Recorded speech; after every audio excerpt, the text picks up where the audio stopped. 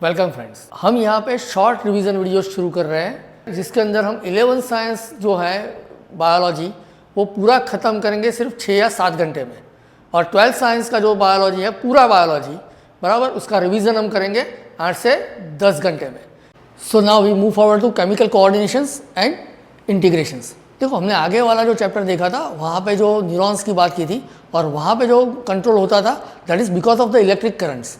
यहाँ पे जो वो होगा केमिकल से। तो हमारे बॉडी में बहुत सारे ऐसी सेल्स हैं जो डिफरेंट काइंड्स ऑफ केमिकल्स जो है वो सिक्रेट करते हैं, क्लियर, जिसमें हार्मोन्स जो हैं वो बहुत ही इंपॉर्टेंट है।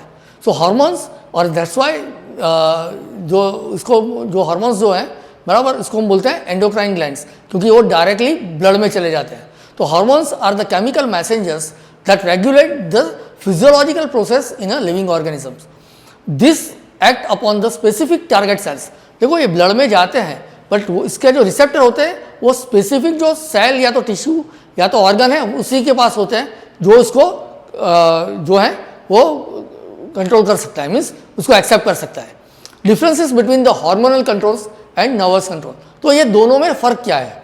हार्मोनल कंट्रोल जो है that is transmitted chemically through blood. मैंने बोला ना, ये कहीं से भी ये निकलेगा, ब्लड में जाएगा, ब्लड से वो टारगेट एरिया तक जाएगा। जबकि नर्व्स कंट्रोल जो है वो पॉइंट टू पॉइंट है, that is transmitted electrochemically through nerve fibres, और एक पॉइंट से दूसरे पॉइंट तक ट्रांसमिटेड। हार्मोनल कंट्रोल जो है वो धीरे धीरे ट्रांसमिट होगा, जबकि नर्व्स कंट्रोल जो है वो बहुत फास्ट ट्रांसमिट होगा, clear.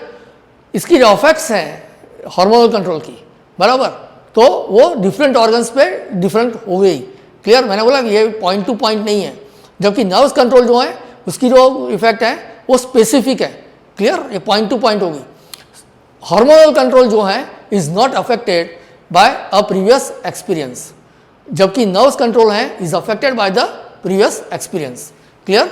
Hormonal control has both long lasting and short lasting. बहुत कोई कंट्रोल ऐसा है, कोई हार्मोन्स ऐसा है जो बहुत उसकी जो फटाफट उसकी जो है वो प्रोसेस है वो ख़त्म हो जाती है, कितनी है जिसकी असर बहुत लंबे समय तक रहती है, क्लियर। तो कोई जो है लंबा है जिसकी असर जो है, और दूसरी जो है उसके असर बहुत छोटी मीन्स शॉर्ट रहती है, क्लियर। बट नर्व कंट्रोल जो है वो they are always a short lasting effect, वो बहुत फास्ट आता है और इतना ही फास्ट वो चला भी जाता है। अब देखो, हमारे बॉडी में मैंने बोला बहुत सारी ग्लैंड्स ऐसी है कि जो केमिकल सिक्रेट करते हैं, और उसके हिसाब से हमारे पास दो तरह की ग्लैंड्स है। One is exocrine glands. Exocrine glands का मतलब ये होता है कि ये क्या करेंगे, जो सिक्रीशन है वो कॉन्स्टेंटली चालू रखेंगे, और इसमें डक्ट होगी और वो वेसल से एक ऑर्गन से दूसरे ऑर्गन तक ये पहुंचेगा। दूसरी है एंडोक्राइन ग्लैंड। एंडोक्राइन ग्लैंड का मतलब ये होता है कि वो जहाँ पे पैदा होगा ये केमिकल वहाँ से सीधा ब्लड में जाएगा और ब्लड से होकर वो टारगेट एरिया तक जाएगा। इसको ले जाने के लिए हमारे पास कोई वेसल्स नहीं है। So exocrine glands that discharge their secretions into ducts, माने एक्सोक्राइन ग्लैंड का जो सिक्रीशन है उसको हम स्टोर कर सकते हैं। एग्जांपल है salivary glands in buccal cavity and sebaceous glands in skin, clear. Endocrine gland जो है glands that do not discharge their secretions into ducts but directly they उनको उसको ब्लड में छोड़ेगा, clear, directly into blood, clear है। They are also called ductless gland, क्योंकि यहाँ पे डक्ट नहीं है तो इसको हम स्टोर नहीं कर सकते। जब ज़रूरत पड़ेगी तब ये हार्मोन्स आएगा, अपना काम खत्म करके वो उसका जो रिएक्शन है वो खत्म हो जाएगा, क्लियर। इसका एग्जांपल्स है pituitary, thyroid glands, adrenal glands etcetera, clear. Now हम यहाँ पे जो बात करेंगे हम ह्यूमन एंडोक्राइन सिस्टम की बात करेंगे। ह्यूमन एंडोक्राइन सिस्टम में pituitary, pineal, thyroid, adrenal, pancreas, parathyroid, thymus and gonads बराबर, इतनी ग्लैंड्स जो हैं मीन्स इतने सिस्टम जो हैं वो एंडोक्राइन सिस्टम के अंदर आते हैं, clear. In addition GI tract, liver, kidney, heart also produce hormones. अब आप बोलोगे सर लीवर तो चलो केमिकल फैक्टर ही होगा, किडनी कौन सा हार्मोन्स करती है? तो हमने देखा था रेनिन की बात की थी, क्लियर। और हार्ट, तो हार्ट में से एएनएफ आता था।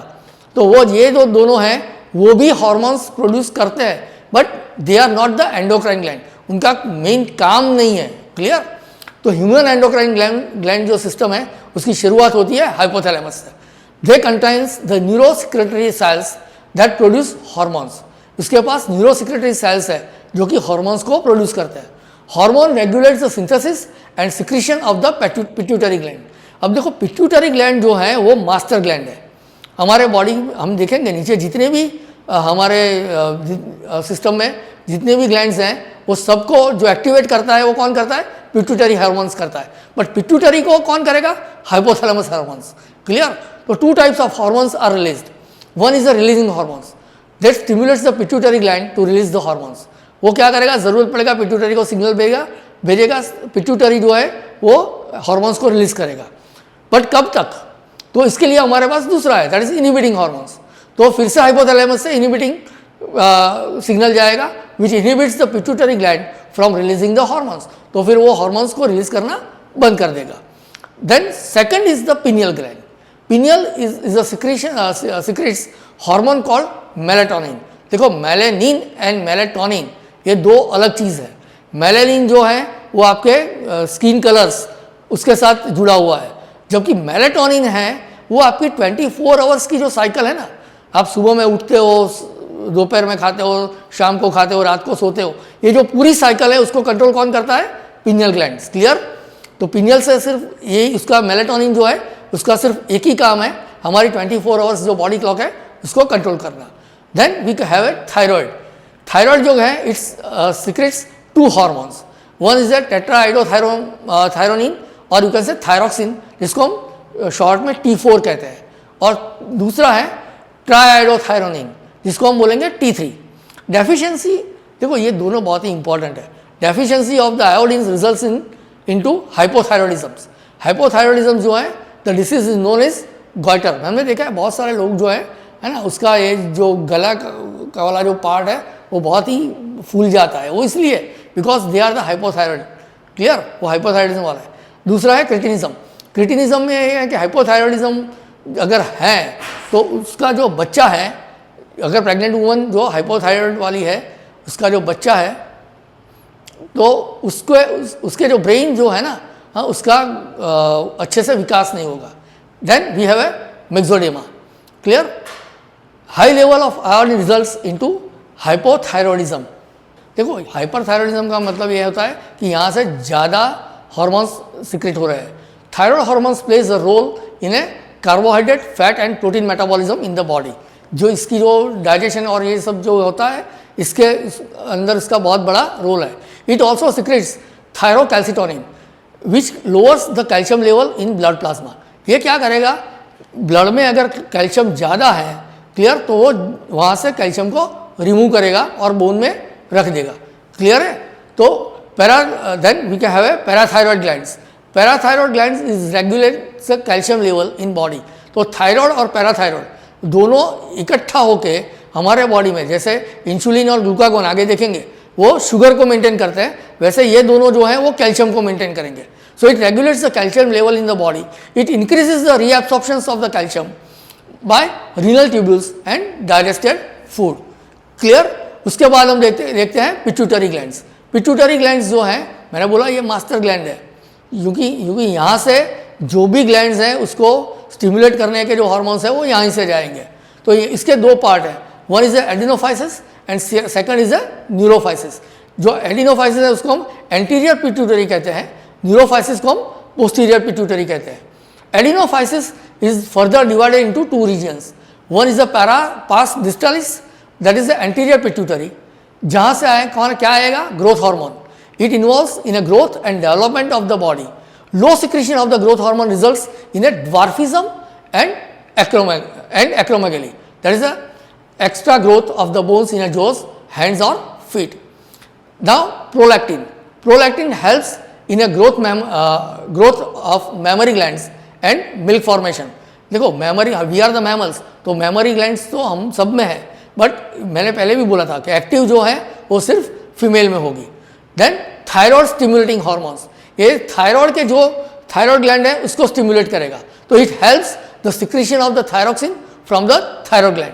देन एड्रीनोकॉर्टिकोट्रॉफिक हार्मोन्स, ये जो हार्मोन्स हैं बराबर, वो हमारी जो एड्रिनल मीन्स जो है वहाँ के किडनी के ऊपर एड्रिनल ग्लैंड्स, उसको स्टिमुलेट करेगा। तो it helps in a secretion of the glucocorticoid hormones from the adrenal cortex. Then gonadotropic hormones, gonadotropic hormones जो है इट इंक्लूड्स द फॉलोइंग। यहाँ पे दो चीज़ें होती है, एक है ल्यूटिनाइजिंग हार्मोन्स, तो it helps in secretion of the androgen from the testis. It also induces ovulation from the Graafian follicles. अगर मेल है तो एंड्रोजन टेस्टिस से वो रिलीज करेगा, फीमेल है तो ग्राफियन फॉलिकल्स के ओव्यूलेशन में इसको हेल्प करेगा। Then follicle stimulating hormones, it maintains the growth and the development of the Graafian follicles.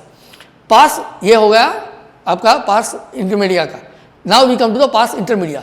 तो पास इंटरमीडिया से क्या आएगा, it secretes melanocyte stimulating hormone which knows as MSH। देखो आगे हमने पिनियल में देखा था दैट इज मेलेटोनिन, और ये कौन सा है, मेलानोसाइट है, clear, which maintains the skin pigmentations. और उसके बाद आ जाओ हम neurohypophysis, that is the posterior pituitary. It contains pars nervosa regions and pars nervosa regions secrets two hormones. One is oxytocin.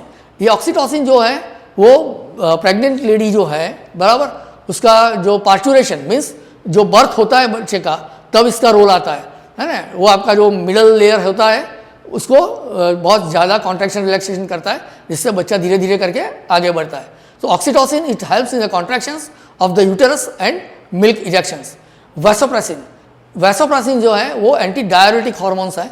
It stimulates the reabsorption of the water, means अगर पानी कम है body के अंदर तो वो क्या करेगा, डिस्टल डिसिटी जो डिस्टल आपका कॉन्वुलेटेड ट्यूब्यूल्स था वहाँ से भी ज़्यादा पानी लेगा, माने यूरिन जो है वो बहुत ही कॉन्सनट्रेट हो जाएगा, clear. And deficiency causes the diabetes insipidus. अगर ये नहीं है तो यहाँ पे भी एक डायबिटीज जैसी एक बीमारी दिखती है, but that is not because of the glucose, है ना, ये ग्लूकोज वाली बीमारी नहीं है, बट ये उसके रिजल्ट सेम है। तो it is known as diabetes insipidus. याद रखना, डायबिटीज इंसिपिडस जो है that is because of the vasopressin, clear. अब नीचे आ जाओ थाइमस के ऊपर। देखो थाइमस ग्लैंड जो है उसका एडल्ट्स के अंदर बहुत ज़्यादा काम नहीं है, बट ये क्योंकि ये थाइमस ग्लैंड जो है जब हम पैदा होते हैं तब बहुत बड़ी होती है, धीरे धीरे जैसे हम एडल्सन की ओर जाते हैं ये ग्लैंड जो है वो धीरे धीरे करके डिजनरेट होना शुरू हो जाती है। बट और ये जो है वो हमें इम्यूनिटी प्रोवाइड करती है। इसीलिए देखो जब वैक्सीन की बात आई तो हमने छोटे बच्चों को वैक्सीन नहीं दी थी। हमने छोटे बच्चे को वैक्सीन इसलिए नहीं दी थी क्योंकि उनके पास थाइमस थी, है ना, तो they can very easily contract the virus, वो वायरस से लड़ सकते थे, क्लियर। जबकि हमें और एडल्सन के बाद के जो लोग थे वहाँ पे थाइमस ग्लैंड नहीं थी, तो हमारा इम्यूनिटी सिस्टम है वो थोड़ा सा वीक था, क्लियर। तो this gland is degenerated with the age. Thymus produce a hormone called thymosins. Thymosins produce T lymphocytes. अब देखो टी लिम्फोसाइट्स जो है वो हमारी मेमोरी सेल है ना, वो क्या करेगा, अगर कोई डिसीज होता है तो हमारा इम्यून सिस्टम जो रिस्पॉन्स देगा और कितने रिस्पॉन्स पे हमने उस डिसीज को हराया वो ये याद रख लेगा। तो दोबारा जब उसका हमला होगा, क्लियर, तो वो पहले से ही इतना ज़्यादा जो है वो डिफेंस करेगा, क्लियर।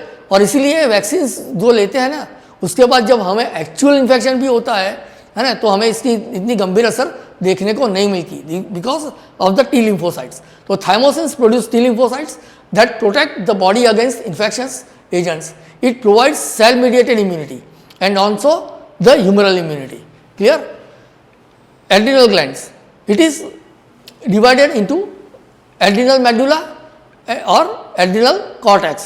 अब adrenal medulla जो है वहाँ से कौन सा हार्मोन्स आते हैं, तो it secretes the adrenaline or you can say epinephrine and noradrenaline or you can say norepinephrine. These are collectively called a कैटकैलामाइंस। these hormones are also called emergency hormones, माने जब हमें अचानक से ज़रूरत पड़ेगी तभी ये हार्मोन्स जो है वो एक्टिवेट होंगे। एड्रिनल कॉर्टेक्स जो है it secretes hormones called corticoids. Corticoids such as glucocorticoid regulates the carbohydrates metabolisms. Examples includes cortisol. Cortisol जो है वो कार्बोहाइड्रेट की जो मेटाबॉलिज्म मीन्स उसका जो डाइजेशन और है एब्सॉर्प्शन, इसके अंदर ये बहुत ही इंपॉर्टेंट है। Corticoids such as mineral corticoids maintain the sodium potassium level in blood and tissue, है ना, इसका एग्जांपल है एल्डोस्टेरोन। देन हाइपोसिक्रीशंस। हाइपोसिक्रीशंस देखो जहाँ पे भी हाइपो वर्ड आता है समझो वो लेस है, जहाँ पे भी हाइपर वर्ड आता है तो समझो वो ज़्यादा है। सो हाइपोसिक्रीशंस का मतलब होता है less secretion from the adrenal cortex. इससे जो डिसीज होता है उसको हम बोलते हैं एडिसन्स डिसीज। और हाइपर सिक्रीशन से जो होता है that axis of the secretions from the axis secretion of the adrenal cortex. और यहाँ से जो डिसीज होता है उसको हम कहते हैं काउशिंग सिंड्रोम्स। क्लियर। इसके बाद आ जाओ पैनक्रियास। पैनक्रियास में दो तरह के सेल्स होते हैं। क्लियर। देखो पैनक्रियास जो है वो एंडोक्राइन भी है और एक्सोक्राइन भी है। बट एंडोक्राइन सिस्टम में हमारे पास लैंगरहैंस के जो आइलेट्स हैं वो है और उसके पास दो सेल्स है, अल्फा सेल्स और बीटा सेल्स। अल्फा सेल्स जो है वो ग्लूकागॉन को रिलीज करेगा। ग्लूकागॉन का काम क्या है, अगर बॉडी में मीन्स ब्लड के अंदर शुगर लेवल कम है बराबर, तो ग्लाइकोजन से वो उसको तो ग्लाइकोजन को तोड़ के शुगर ब्लड में ऐड करेगा। जबकि बीटा सेल्स से आता है आपका इंसुलिन। इंसुलिन का काम यह है कि ब्लड में अगर ज़्यादा शुगर है तो वहाँ से निकाल के इसको अब कहाँ पे रखो, ग्लूकागॉन मीन्स ग्लाइकोजन में स्टोर कर दो। इनसफिशिएंट सिक्रीशन ऑफ इंसुलिन जिससे डिसीज होता है डायबिटीज मेलाइटस, जिसको हम कॉमन डायबिटीज कहते हैं। ये वाला डायबिटीज है। Clear. Over secretion of the insulin, देखो generally over secretion of the insulin जो है वो बॉडी में नहीं होता है, बट जो लोग बाहर से इंसुलिन ले रहे हैं कभी कभी वो ओवरडोज हो जाता है ना, और इससे हो जाता है हाइपोग्लाइसेमिया, माने बॉडी के अंदर आपका जो ब्लड लेवल जो है वो बहुत ही कम हो जाता है। और ये बहुत ही डेंजरस सिचुएशन है, बहुत ही डेंजरस, क्योंकि हाइपोग्लाइसेमिया एक बार शुरू हुआ उसके बाद आपके पास मैक्सिमम 5 to 6 मिनट्स है।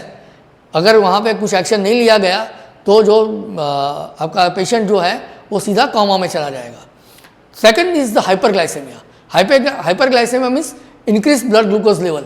बहुत सारे लोग जो होते हैं उसका ब्लड शुगर लेवल जो है वो नॉर्मल से तो थोड़ा ज़्यादा रहता ही है। तो हाइपरग्लाइसेमिया जो है उसको हम इंसुलिन से कंट्रोल कर सकते। देखो ये बात भी समझो, जहाँ पे भी हाइपो वाली कंडीशन है ना उसको हम कंट्रोल नहीं कर सकते, उसको हम रिपेयर भी नहीं कर सकते। हाइपर वाली जो भी कंडीशंस हैं बराबर, उसको हम इसको नीचे ला सकते हैं इंसुलिन देके। हाइपरग्लाइसेमिया वाला जो केस है उसको हम ट्रीट कर सकते हैं। Glucagon is a pharyngeal hyperglycaemic hormones. मैंने बोला ना ये हाइपरग्लाइसेमिक है क्योंकि ये क्या करता है, ब्लड के अंदर शुगर लेवल को बढ़ाता है, जबकि इंसुलिन जो है वो आपका हाइपोग्लाइसेमेटिक है। क्लियर। कि वो क्या करेगा, it decrease the blood glucose level from the blood. Is it clear. Insulin is hypoglycemetic. Diabetes mellitus is abnormal high glucose level in a blood which results in release of sugar in urine and formation of the toxic ketone bodies. अब देखो यहाँ पे भी जो diabetes है ना, वो कभी कभी क्या होता है कि हमें हेरिडिटी में भी मिलता है ना। और दूसरा ये होता है कि हमें एडल्ट एज के बाद जनरली लेडीज़ में एक खास देखने को मिलता है कि 45-50 के बाद जब मेनोपॉज ख़त्म होता है ना, तो they are prone to the diabetes mellitus, क्योंकि उस वक्त उसमें हार्मोन्स चेंजेस होते हैं और बिकॉज ऑफ दैट जो सिक्रीशन है वो थोड़ा सा कम हो जाता है। Now we come to the testis. Testis जो है वहाँ पे लेडिंग सेल्स है जिसको हम इंटस्ट्रियल सेल्स कहते हैं। लेडिंग सेल्स का काम है secrete the androgens, mainly testosterone. वो क्या करेगा, टेस्टोस्टेरोन को करेगा। Testosterone plays a role in a spermatogenesis. Clear. देखो ये जो है वो स्पर्मेटोजेनेसिस मीन स्पर्म बनाने में इसका रोल है। Spermatogenesis and development of the male secondary sexual characters. Ovary से जो आता है, clear, it secretes 2 hormones. One is the estrogen which secretes by the Graafian follicles and it regulates the development of the female secondary sexual characters। और दूसरा है progesterone. Progesterone secreted by the corpus luteum।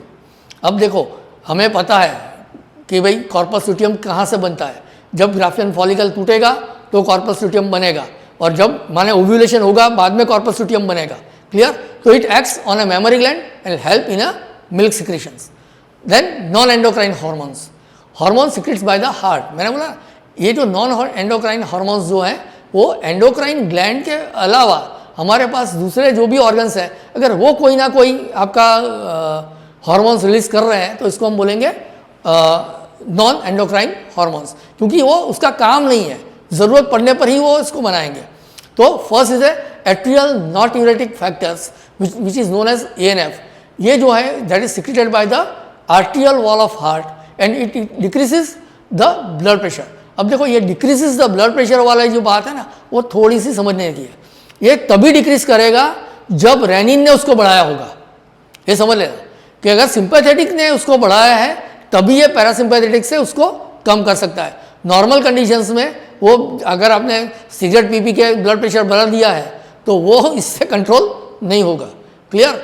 Now hormone secreted by the kidney. Kidney से जो hormones आते हैं उसमें main जो है that is known as erythropoietin which is stimulates the erythropoiesis, माने formation of RBCs. RBCs formation में भी किडनी का बहुत अच्छा, बहुत अग्रिम रोल है। Clear? Hormone secreted by the gastro intestinal tract. देखो गैस्ट्रो इंटेस्टिनल ट्रैक्ट है, उसका भी काम हार्मोन सिक्रेट करना नहीं है, बराबर, फिर भी वो हार्मोन्स कुछ कंडीशंस में करते हैं। One is the gastrin. Gastrin stimulates the gastric glands to secrete the hydrochloric acids and pepsinogens. Secretin stimulates the secretion of the bicarbonate ions and water. Cholecystokinin, or you can say CCK, that stimulates the secretion of the bile juice and pancreatic juice. And gastric inhibitory peptide, or you can say GIP, which inhibits the gastric secretions and mobility. GIP का काम क्या है कि अगर stomach खाली है तो हमें HCl की ज़रूरत नहीं है, तो उस कंडीशन में वो क्या करेगा, जो आपका HCl सिक्रीशन है उसको बंद करेगा। क्लियर?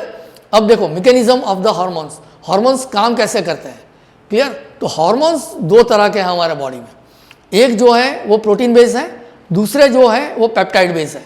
अगर प्रोटीन बेस्ड है तो उसको सेल मेम्ब्रेन से पास होने में दिक्कत आएगी, और वो दिक्कत आएगी इसलिए वो क्या करेगा, सेकेंडरी स्टिमुलेट जो है उसको पैदा करेगा कि जो न्यूक्लियस तक जाके जो भी उसका मैसेज है वो पहुंचाएगा। क्लियर? तो सेकेंडरी मैसेंजर से जाएगा।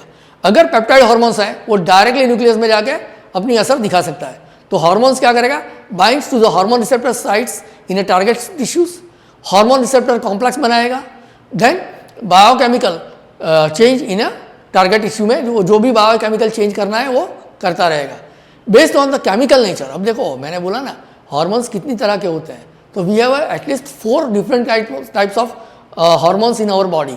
One is a protein hormone है जिसको हम पेप्टाइड हार्मोन कहते हैं, जहाँ पे आपका इंसुलिन एंड ग्लूकागॉन जो है वो ऐसे प्रोटीन बेस्ड है, माने पेप्टाइड हार्मोन्स है। Second is steroids. स्टेरॉइड जो है वो लिपिड बेस्ड है, मैंने आपको पहले ही बोला था, वो जो टेस्टोस्टेरोन, एस्ट्रोजन्स, कॉर्टिसोल्स ये जो भी है बराबर वो स्टेरॉइड टाइप के हैं। थर्ड इज आइडोथायरोनिन्स जो थायराइड हार्मोन्स है, और fourth is amino acid derivatives. Epinephrine जो है वो अमाइनो एसिड डेरिवेटिव्स है। Is it clear?